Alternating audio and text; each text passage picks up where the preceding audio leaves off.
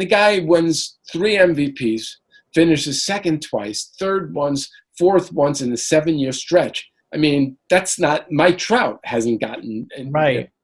So when I'm looking at that, I'm thinking, okay, Mickey Mantle growing up, I grew up a baby boomer, and in New York, everybody's favorite player was Mickey Mantle.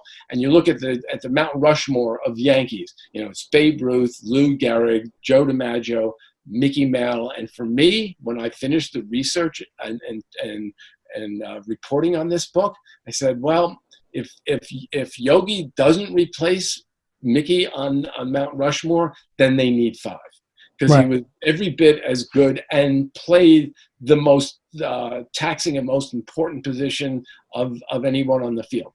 So that his performance on the field absolutely blew me away, and I went in thinking I knew how good he was. It kind of makes you wonder: is it that his off the field persona was maybe overblown in comparison to his greatness on the field, or was his off the field persona just in that stratosphere where even an on-field performance like a career like he managed to put together, was it something where the personality was disproportionate, or was the off-field personality just that good that it overshadowed it? Well, I'll tell you, and this is another thing that I really discovered doing this book. Yogi's career tracks the rise of television. Mm-hmm. Yogi becomes one of the first television stars in America.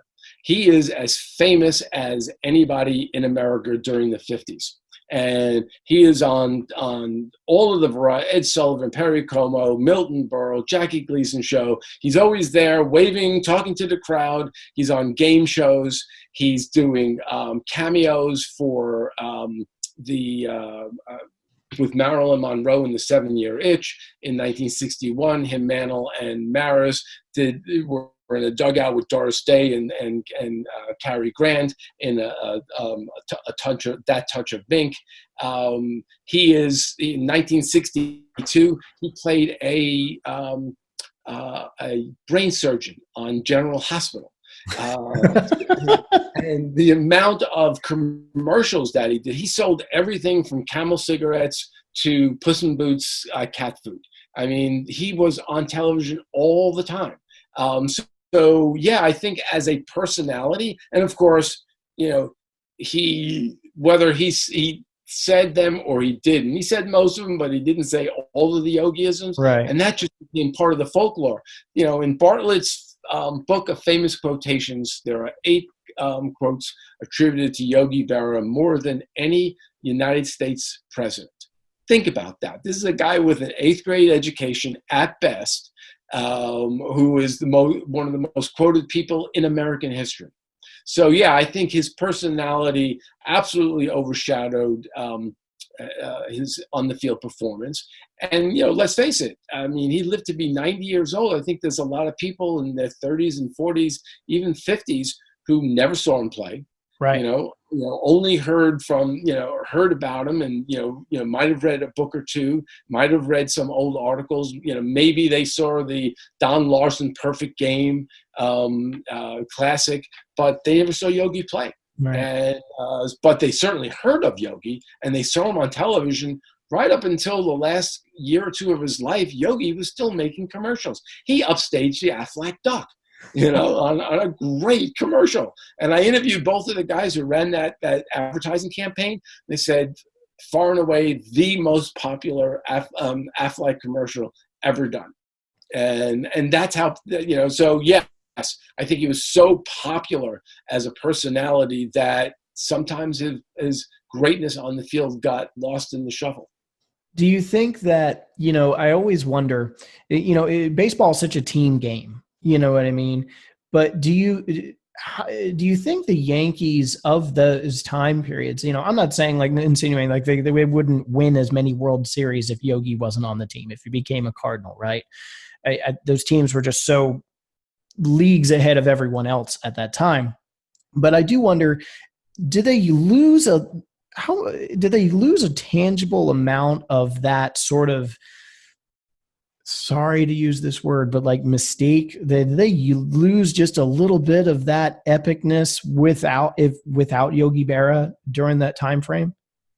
Well, I'll tell you a couple of ways to answer that question. One, the sporting news back then was called the Bible of baseball, and everybody read the sporting news. I read it growing up, and you would follow the minor leaguers. That's the only place you got. There was no such thing as the internet, obviously.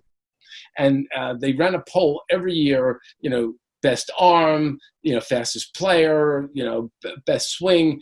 And the one category every year it was Yogi was toughest out. And, the reason that he was, the toughest out, and they would quote pitchers every year, was there was absolutely no way to pitch to him. If he, you would try to waste a pitch a half a foot outside.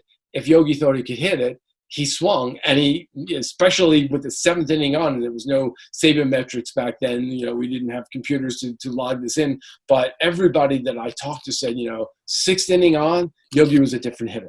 That, people on base, Yogi was a different hitter. And, he was he started out as a mediocre at best catcher. And it wasn't until 1949, in fact, the 1948 season ended, everyone wrote that Yogi was the starting right fielder for the New York Yankees in 1949. The manager gets fired, they bring in Casey Stengel. Stengel brings in Bill Dickey, who in Yogi's, one of his Yogis, and he learned me his experience. Yogi he had a great arm, but he literally would hit the umpire in the head with the ball. He would stab at it, how catchers, take an outside pitch and they bring it in. Well, Yogi would take the ball down the middle and stab at it and would take it out, really endearing himself to his pitching staff. He didn't know how to block balls in the dirt. And I don't know why no one fixed this before Dickey, but he was setting up about a foot to a foot and a half too far behind the plate. So he was always getting hit with foul tips. So there were a lot of mechanical things that were never fixed in his game. Dickey worked with him for 2 hours after every training, every practice, 2 hours a day in Florida. And by the end of spring training, said that not only will he be the starting catcher for the Yankees, but this guy is going to be one of the greatest fielding catchers ever. And one of the things that happened, and this speaks a little bit to your Mystique question, is that the pitchers literally would go to the manager and beg them not to catch Yogi, because that's how much they liked him, loved him as a teammate, loved his bat, but they didn't want to pitch to him. And once they cleaned up all of the mechanical problems, not only did he become a good physical defensive catcher and was super quick around the plate, but Yogi, when it came to baseball, had like a photographic memory of every at-bat. And if you asked him how did you get Rocky Colavito out with a man on second, 2 outs in the seventh inning with Eddie Lopat pitching, he would know what, and the count, and he would know what pitch they threw. And that was like having a computer behind the plate, and the pitchers went from not wanting to pitch to Yogi to relying on him completely. I sat with Don Larson for a couple of hours before an old-timers game that he came to, and I said, tell me about the perfect game. And he goes, I threw 96 pitches. Yogi called every one of those pitches. I never shook them off, and wherever Yogi put his mitt, I hit. We were both in the zone that day, and that's why it was a perfect game. And that's, that tells you just how integral and how important he was to the success of that team. Is it possible to underrate him? I think he's absolutely underrated as a player. I don't think which is fascinating. Yeah, I mean, for a long time, Bill Dickey was, considered the greatest Yankee catcher. And it took a while for people to realize just how great this guy was. And people have often asked me, during these kind of interviews about, so where do you rate Yogi? And it's like, okay, his stats are up there with just about everybody, but nobody has 10 rings. And when you consider that how much the pitchers relied on him, and how and there were, I'll tell you what, yes, Yankees had great teams, but the Ted Williams Red Sox had great teams. The Larry Doby Indians and White Sox had great teams. I mean, the Indians won in 1954. The Yankees won 103 games, the most under Casey Stengel. The Indians happened to win 111 games that year. I mean, there were some really good teams in the American League. And, if you didn't win it, there were no wild cards. You look at it on one hand and say, well, it's harder now because you got to go through the wild card rounds. Yeah. But, you had to beat all the other teams. And the other teams, there were only 8 teams per league, when Yogi, for most of Yogi's career, until expansion in 61. So you had an incredible concentration of great baseball players on every team. So winning every year after year. I mean, Yogi played 17 full seasons for the Yankees. They were in the World Series 14 times. And what, to back you up on that point too, what I found, again, just trolling the Baseball Reference page, how many of those series rather, went to 7 games? Yeah. And so when you play a 7-game World Series, just go back and look at any of the last World Series that went to 7 games. Your starting catcher is a really important part of that. And both sides of, both sides. Right. And so that's what really fascinates me about it. Is like, you can't, that took me by surprise as a guy who's not from New York, not a Yankees fan. I look down that list and I think to myself, I can't think of a single player that went to 14 World Series, and not just 14 World Series, but played like so many competitive World Series and so many pivotal ones. You look at what it must have been like. I was, a toddler, so I don't know. But to be in New York in the late 40s and 50s, I mean, the Yankees, the Dodgers, and the New York Giants, one of those teams, often the Yankees against one of those two teams, were always in the World Series. And the players that were on, Jackie Robinson and Willie Mays and Duke Snider and Roy Campanella. I mean, you're looking at a Hall of Fame in New York.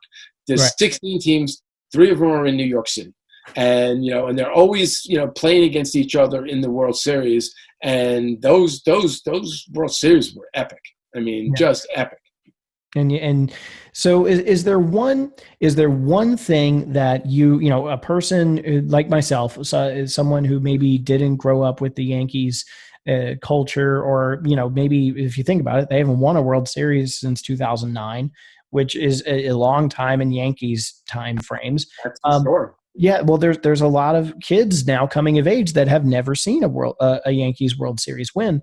So if there's one thing that you hope somebody can take away from that, what's one thing you hope they take away from the book, that not just that they didn't know, but that they just had no earthly idea?